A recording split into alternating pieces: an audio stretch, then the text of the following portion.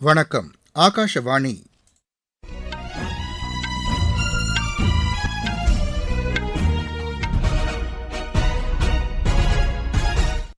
செய்திகள் வாசிப்பவர் ரெங்கநாதன். தலைப்புச் செய்திகள். நபிகள் நாயகத்தின் பிறந்த நாளான மிலாது நபியை ஒட்டி குடியரசுத் தலைவர் திரௌபதி முர்மு வாழ்த்து தெரிவித்துள்ளார். அனைத்து துறைகளிலும் இந்தியா முன்னணி நாடாக உருவெடுக்க வேண்டுமானால் உள்நாட்டு பாதுகாப்பு மேலும் வலுப்படுத்த வேண்டியது அவசியம் என்று மத்திய அமைச்சர் திரு அமித்ஷா வலியுறுத்தியுள்ளார். நிதியமைச்சர் திருமதி நிர்மலா சீதாராமன் 4 நாள் பயணமாக கனடா சென்றடைந்தார். இந்தியா சீனா இடையேயான நல்லுறவுகளின் முன்னேற்றத்திற்கு எல்லைப் பகுதியில் அமைதியான சூழல் நிலவ வேண்டியது அவசியம் என்று மத்திய அரசு தெரிவித்துள்ளது. ஹோர்மூஸ் நீரிணைப் பகுதியில் கன்னிவெடிகள் வைக்கப்பட்டால் அவை உடனடியாக அழிக்கப்படும் என்று அமெரிக்க அதிபர் திரு டொனால்டு ட்ரம்ப் தெரிவித்துள்ளார். இனி விரிவான செய்திகள். நபிகள் நாயகத்தின் பிறந்த நாளான மிலாது நபியை ஒட்டி குடியரசுத் தலைவர் திருமதி திரௌபதி முர்மு வாழ்த்து தெரிவித்துள்ளார். குடியரசுத் தலைவர் வெளியிட்டுள்ள வாழ்த்துச் செய்தியில், இந்த புனிதமிக்க நாளில் இந்தியாவிலும் வெளிநாடுகளிலும் வசிக்கும் அனைத்து இஸ்லாமிய சகோதர சகோதரிகளுக்கு வாழ்த்துக்களை தெரிவித்துக் கொள்வதாக கூறியுள்ளார். நபிகள் நாயகத்தின் போதனைகளை நினைவுகூரும் தருணமாக மிலாது நபி பண்டிகை கொண்டாடப்படுவதாகவும், அறநெறி, கடமை உணர்வு ஆகியவற்றை பின்பற்றுவதற்கு நபிகள் நாயகத்தின் போதனைகள் நமக்கு உத்வேகம் அளிப்பதாகவும் குடியரசுத் தலைவர் அதில் குறிப்பிட்டுள்ளார். அனைத்து துறைகளிலும் இந்தியா முன்னணி நாடாக உருவெடுக்க வேண்டுமானால் உள்நாட்டு பாதுகாப்பு மேலும் வலுப்படுத்தப்பட வேண்டியது அவசியம் என்று உள்துறை அமைச்சர் திரு அமித்ஷா தெரிவித்துள்ளார். புதுதில்லியில் நேற்று தேசிய பாதுகாப்பு உத்திகள் குறித்த மாநாட்டின் நிறைவு நிகழ்ச்சியில் பேசிய அவர், இந்தியாவின் உள்நாட்டு பாதுகாப்பு மேம்பட்டால் மட்டுமே வளர்ச்சியடைந்த இந்தியாவை உருவாக்க முடியும் என்று கூறினார். வடகிழக்கு மாநிலங்களில் நக்சல் பாதிப்புகள், போதைப்பொருள் உள்ளிட்ட பிரச்சினைகள் பல தசாப்தங்களாக நீடித்த நிலையில் தற்போது அந்த பிரச்சினைகளுக்கு முடிவு கட்டப்பட்டுள்ளதாக அமைச்சர் தெரிவித்தார். தற்போது அந்த மாநிலங்களில் குறிப்பிடத்தக்க அளவிலான முன்னேற்றம் ஏற்பட்டிருப்பதாகவும், மாநில காவல்துறையினருடன் மத்திய பாதுகாப்பு படையினரும் இணைந்து இந்த நிலையை உருவாக்கியிருப்பதாகவும் திரு அமித்ஷா தெரிவித்தார்.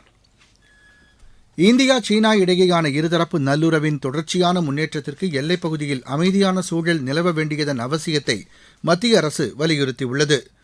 சீனா சென்றுள்ள தேசிய பாதுகாப்பு ஆலோசகர் திரு அஜித் தோவல், இந்தியா சீனா எல்லை தொடர்பான சிறப்பு பிரதிநிதிகள் பங்கேற்ற 25வது சுற்று பேச்சுவார்த்தைக்கு அந்நாட்டு அமைச்சர் வாங் ஈவுடன் தலைமை வகித்து பேசினார். இது தொடர்பாக வெளியுறவு அமைச்சகம் வெளியிட்டுள்ள அறிக்கையில், இரு நாட்டு எல்லை தொடர்பான பிரச்சினை குறித்து வலுவான கருத்துக்களை இரு நாடுகளின் பிரதிநிதிகளும் முன்வைத்ததாக தெரிவிக்கப்பட்டுள்ளது. நீண்டகால நலன் மற்றும் ஒட்டுமொத்த எல்லை சூழலை கருத்தில் கொண்டு அரசியல் ரீதியிலான தீர்வு காண்பதற்கு இருதரப்பிலும் தொடர்ந்து செயலாற்ற ஒப்புக் கொள்ளப்பட்டதாக அதில் கூறப்பட்டுள்ளது. கடந்த ஆண்டு ஆகஸ்ட் மாதம் தியான்ஜின் நகரிலும் 2024 அக்டோபர் மாதம் காசன் நகரிலும் இரு நாடுகளின் தலைவர்கள் இடையே முக்கியமான ஒருமித்த கருத்து எட்டப்பட்டதை நடைமுறைப்படுத்துவதில் ஏற்பட்டுள்ள முன்னேற்றம் குறித்தும் இருதரப்பிலும் எடுத்துரைக்கப்பட்டதாக வெளியுறவு அமைச்சக அறிக்கை தெரிவிக்கிறது. தமிழக சட்டப்பேரவை முன்னாள் தலைவர் ராசாராம் குறித்த புத்தகத்தை குடியரசு துணைத் தலைவர் திரு சி.பி. ராதாகிருஷ்ணன் நேற்று வெளியிட்டார். புதுதில்லியில் குடியரசு துணைத் தலைவர் மாளிகையில் நடைபெற்ற நிகழ்ச்சியில் ராணி மைந்தன் எழுதிய ராசாராம் அரசியல் மற்றும் சமூக பேராளுமை என்னும் புத்தகம் வெளியிடப்பட்டது. நிகழ்ச்சியில் பேசிய திரு சி.பி. ராதாகிருஷ்ணன், தமிழகத்தின் 3 முன்னாள் முதலமைச்சர்களின் அமைச்சரவையில் அமைச்சராகவும் பணியாற்றியவர் ராசாராம் என்று புகழாரம் சூட்டினார். அரசியலுக்கு அப்பாற்பட்டு தேசிய தலைவர்களுடனும் நட்புறவை கொண்டிருந்தவர் என்றும், இலக்கியம் மற்றும் எழுத்தில் ஆர்வம் கொண்டவராக அவர் திகழ்ந்ததாகவும் குடியரசு துணைத் தலைவர் குறிப்பிட்டார். தேசிய விளையாட்டு தினத்தையொட்டி பிரதமர் திரு நரேந்திர மோடி நாடு முழுவதும் உள்ள இளைஞர்களுடன் நாளை காணொலி வாயிலாக கலந்துரையாட உள்ளார். திண்டுக்கல் மாவட்டத்தில் 2 இடங்களில் நடைபெறவுள்ள இந்த கலந்துரையாடலில் மாணவர்கள் மட்டுமல்லாது பொதுமக்களும் பங்கேற்கலாம் என்று மாவட்ட இளையோர் அலுவலர் திரு சிவசண்முகம் எமது செய்தியாளரிடம் தெரிவித்தார். வருகிற 27ஆம் தேதி ஆகஸ்ட் மாதம் மாண்புமிகு பாரத பிரதமர் அவர்கள் தேசிய விளையாட்டு தினத்தை முன்னிட்டு காணொலி காட்சி மூலமாக 2 இடத்துல திண்டுக்கல் மாவட்டத்தில் மாணவர்களோட பேச இருக்கிறாங்க. வேடசந்தூர் அரசு கலை மற்றும் அறிவியல் கல்லூரியிலையும் என்பிஆர் கலை மற்றும் அறிவியல் கல்லூரியிலையும் வந்துட்டு பேசுகிறாங்க. இதில் வந்துட்டு national youth icons, national level sports players மற்றும் நம்மளுடைய மாணவர்கள் மற்றும் பொதுமக்கள் எல்லாரும் கலந்துக்கிட்டு நம்மளுடைய விளையாட்டு தொடர்பான விஷயங்கள்லாம் எப்படி மேம்படுத்தலாம் அப்படிங்கிறத பற்றி கலந்துரையாடலும் நடத்துகிறாங்க. இதில் விருப்பம் இருக்கிறவங்க கலந்துக்கலாம். மேலும் வந்துட்டு இந்த கலந்துரையாடல் முடிவில் என்னென்ன கருத்துக்கள் பகிரப்பட்டுச்சோ அது எல்லாத்தையுமே ரெக்கார்ட் பண்ணி ministry of sports and youth அஃபேர்ஸ்க்கு அனுப்பப்பட்டு அது மேலே பரிசீலிக்கப்படணும்னு சொல்லியிருக்காங்க. கனடாவிற்கு 4 நாள் பயணம் மேற்கொண்டுள்ள மத்திய நிதியமைச்சர் திருமதி நிர்மலா சீதாராமன் டொரண்டோ சென்றடைந்தார். கனடா மற்றும் அமெரிக்காவில் நிதியமைச்சர் 9 நாள் சுற்றுப்பயணம் மேற்கொண்டு அந்த நாடுகளுடன் பொருளாதார உறவுகளை வலுப்படுத்துவது மற்றும் முதலீடு வாய்ப்புகளை தீவிரப்படுத்துவது குறித்து பேச்சு நடத்தவுள்ளார். முதற்கட்டமாக கனடா சென்றுள்ள அவர் அங்கு நடைபெறும் பொருளாதார மற்றும் நிதி தொடர்பான பேச்சுவார்த்தையில் அந்நாட்டு நிதியமைச்சர் பிரான்கோயிஸ் ஃபில்பேயுடன் பங்கேற்கிறார். இரு நாடுகளுக்கும் இடையே மிகப்பெரிய பொருளாதார வளர்ச்சி தொடர்பான கருத்துக்களை பரிமாறிக்கொள்வதற்கான முக்கிய தளமாக இந்த பேச்சுவார்த்தை அமையும் என்றும் இருதரப்பு முதலீடு வாய்ப்புகள் மற்றும் சர்வதேச முன்னுரிமைகள் தொடர்பான ஆலோசனைகளை மேற்கொள்ளவும் வசதியாக இருக்கும் என்றும் எமது செய்தியாளர் தெரிவிக்கிறார்.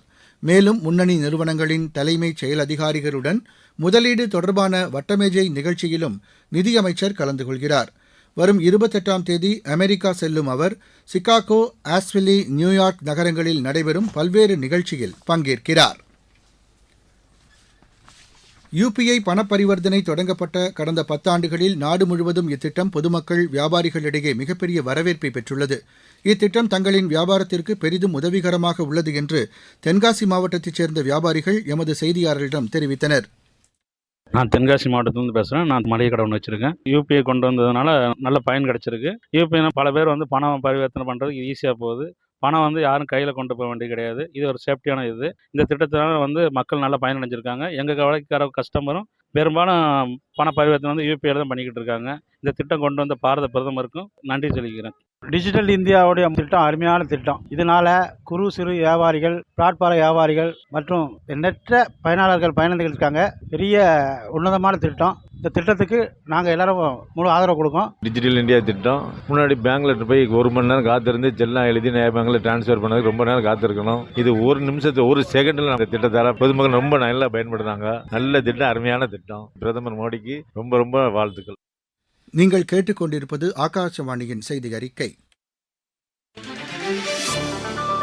ஊரக வளர்ச்சிக்கான புதிய அத்தியாயம். வளர்ச்சியடைந்த இந்தியாவிற்கான ஊரக வேலைவாய்ப்பு உறுதி மற்றும் வாழ்வாதார சட்டம் செயல்பாட்டிற்கு வந்துள்ளது. இந்த சட்டம் வருடத்திற்கு 125 நாட்கள் வேலையை உறுதி செய்கிறது. இதில் வாரந்தோறும் ஊதியம் வழங்கப்படுவது கட்டாயமாக்கப்பட்டுள்ளது. நாள்தோறும் குறைந்தபட்சம் 300 ரூபாய் ஊதியத்தை இந்த சட்டம் உறுதி செய்கிறது. பணி முடிந்த 15 நாட்களுக்குள் ஊதியம் வழங்குவதை உறுதி செய்வதற்கான அம்சங்களும் இதில் இடம்பெற்றுள்ளன. ஊதியம் காலதாமதமாக வழங்கப்பட்டால் அதற்கான இழப்பீட்டுத் தொகைக்கும் இதில் வகை செய்யப்பட்டுள்ளது. வளர்ச்சியடைந்த இந்தியாவிற்கான பயணத்தில் மோடி அரசு தொடரும் சீர்திருத்த நடவடிக்கைகள். உட்கட்டமைப்பு திட்டங்களை செயல்படுத்தும் போது நவீன தொழில்நுட்பங்களை பயன்படுத்துவதுடன் தரத்தில் சமரசம் செய்து கொள்ளக்கூடாது என்று பிரதமர் திரு நரேந்திர மோடி வலியுறுத்தியுள்ளார். புதுதில்லியில் நேற்று 30,000 கோடி ரூபாய் மதிப்பீட்டில் 9 மாநிலங்களில் செயல்படுத்தப்படவுள்ள திட்டங்கள் குறித்து அமைச்சர்கள் மற்றும் உயரதிகாரிகளுடன் ஆய்வு மேற்கொண்டபோது பிரதமர் இதனை தெரிவித்தார். ரயில்வே, சாலைகள் மற்றும் மின்துறை தொடர்பான திட்டங்கள் குறித்து தாம் ஆய்வு மேற்கொண்டதாகவும், விரைவான வளர்ச்சி, மிகச்சிறந்த இணைப்பு மற்றும் பொதுமக்களுக்கான சேவைகளை தாமதமின்றி நிறைவேற்ற வேண்டும் என்று அப்போது பிரதமர் கேட்டுக் கொண்டார். இதுபோன்று போக்குவரத்து மற்றும் உட்கட்டமைப்பு திட்டங்களை நிறைவேற்றும் போது பொதுவான பயன்பாட்டு வழித்தடங்களை அமைப்பது குறித்து ஆராய வேண்டும் என்றும், தொழில்நுட்ப மற்றும் பொருளாதார சாத்தியக்கூறுகளை ஒருங்கிணைந்து மேற்கொள்ள வேண்டும் என்றும் அவர் வலியுறுத்தினார். திட்டங்களை செயல்படுத்தும் போது விரைவாகவும் தரத்தில் சமரசம் செய்து கொள்ளாமலும் இருப்பதை உறுதி செய்ய வேண்டும் என்று அதிகாரிகளை பிரதமர் வலியுறுத்தினார். தலைநகர் தில்லியில் மகளிருக்கு மாதந்தோறும் 2500 ரூபாய் வழங்கும் லக்ஷ்மி யோஜனா திட்டத்தை முதலமைச்சர் திருமதி ரேகா குப்தா இன்று தொடங்கி வைக்கிறார். தல்கதோரா மைதானத்தில் நடைபெறவுள்ள நிகழ்ச்சியில் இந்த திட்ட பயணிகளுக்கு அதற்கான அனுமதி கடிதங்களை முதலமைச்சர் வழங்க உள்ளார். செப்டம்பர் மாதம் 1ஆம் தேதி முதல் ஒவ்வொரு மாதமும் மகளிருக்கு 2500 ரூபாய் உதவித்தொகை வழங்க இத்திட்டம் வகை செய்கிறது.